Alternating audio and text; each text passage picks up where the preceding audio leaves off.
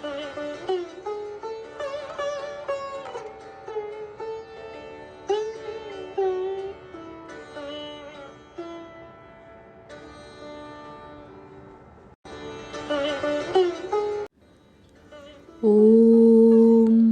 यथाग्नेर्दाहिका शक्ति रामकृष्णे स्थिता हिया सर्वविद्यास्वरूपां तां शारदां প্রণমাম্যহম। শ্রী শ্রী মায়ের কথা। সরজুবালা, 27শে শ্রাবণ 1325, সোমবার। আজ মায়ের কাছে যেতেই মা বললেন, পাঁঠা বেশ হয়েছিল গো, সব্বাই বেশ খেয়েছে। কেমন করে রাঁধলে? আমি যখন ঠাকুরের জন্য রাঁধতুম কাশীপুরে, কাঁচা জলে মাংস দিতুম, কখানা তেজপাতা ও অল্প মশলা দিতুম, তুলোর মতো সিদ্ধ হলে নামিয়ে নিতুম।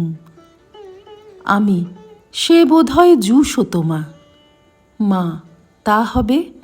নরেন আমার নানা রকমে মাংস রাঁধতে পারত, চিড়ে চিড়ে ভাজত, আলু চটকে কি সব রাঁধত। তাকে কি বলে? আমি, বোধহয় চপ কাটলেট হবে।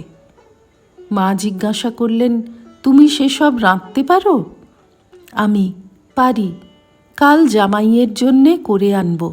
শোকহরণের বড় ইচ্ছা আপনাকে কিছু খাবার তৈরি করে খাওয়ায়, তা আমি যদি রেঁধে আনি, খাবেন আপনি? মা, তা খাবো না কেন মা, তুমি হলে আমার মেয়ে। তবে বেশি করো না, অল্প স্বল্প, দেহ সুস্থ নয় কি না, আর এই রাস্তাটা দিয়ে আনতে হবে।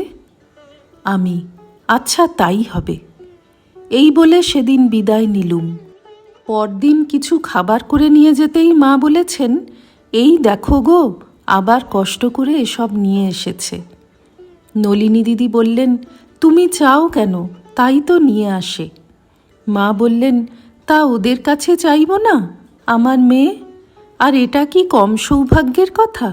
কি বলো মা? আমি, সে তো ঠিক কথা, মা যে কৃপা করে আনতে বলেন, তাতেই আমরা ধন্য হয়ে যাই। আজ অনেক রাত্রি হতে তবে গিয়েছিলুম।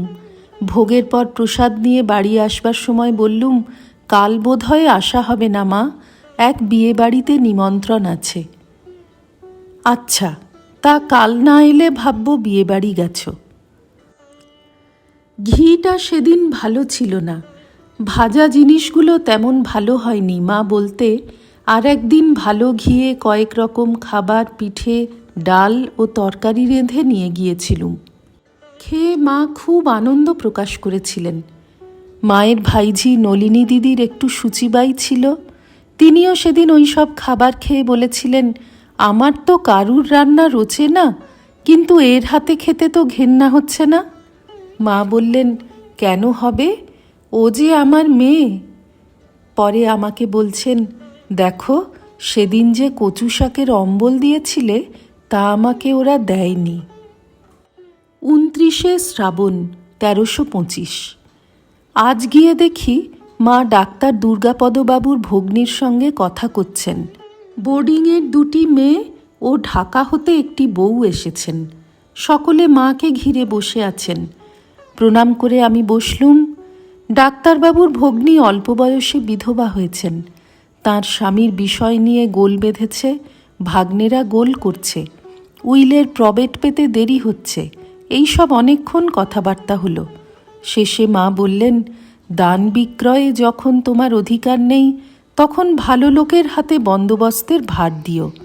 সংসারী বিষয়ী লোকদের কি বিশ্বাস আছে? টাকা কড়ির লোভ সামলে কাজ করতে পারে প্রকৃত সাধু সন্ন্যাসীতে। তা মা, তুমি অত ভেবো না, যা করবার হরি করবেন। তুমি সৎপথে আছো, ঠাকুর কি আর তোমায় কষ্টে ফেলবেন? তবে এখন এসো, চিঠিপত্র দিও, আবার এসো। শ্রী রামকৃষ্ণার্পণমস্তু।